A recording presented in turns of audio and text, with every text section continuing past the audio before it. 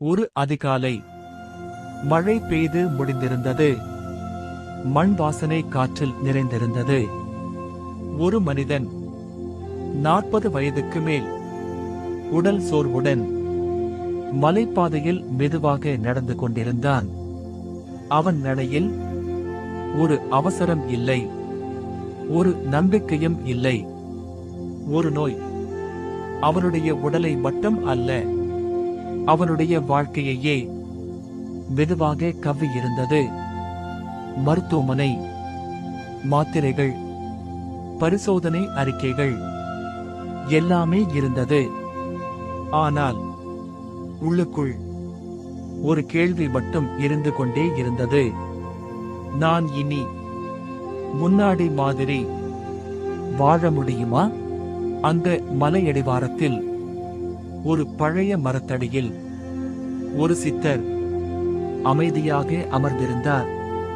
கண்கள் மூடியிருந்தன. ஆனால் அவரை சுற்றியிருந்த காற்று அமைதியாக இருந்தது. நோயாளி நின்றான். சில நிமிடம் எதுவும் பேசவில்லை. சித்தர் கண்களை திறக்கவில்லை. ஆனால் சொன்னார், உடல் வலி. வாயில சொல்ல வரும் முன்னே மனம் சோர்ந்துருச்சே. நோயாளி அதிர்ந்தான். அவனுக்கு அழுகை வந்தது. ஆனால் அழவில்லை.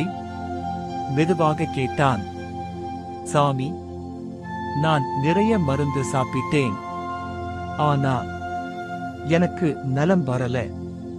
சித்தர் மெதுவாக சிரித்தார். நான் உனக்கு மருந்து கொடுக்கல, ஒரு கேள்வி கேட்கிறேன். நோயாளி தலை ஆட்டினான். சாப்பிடுற உணவு உனக்கு நண்பனா, எதிரியா? நோயாளி பதில் சொல்ல முடியாமல் நின்றான். சித்தர் தொடர்ந்தார், நோய் ஒரே நாள்ல வரல, அதே நீ தினமும் கவனிக்காம விட்ட சின்ன சின்ன விஷயங்களால வந்தது. அருகில் இருந்த ஒரு கீரை செடியை சித்தர் காட்டினார். இந்த கீரை உணவு, மருந்து.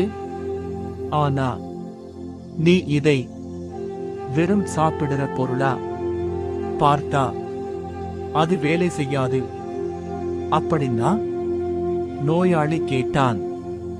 உணவை மருந்தா சாப்பிடணும், மருந்தை உணவா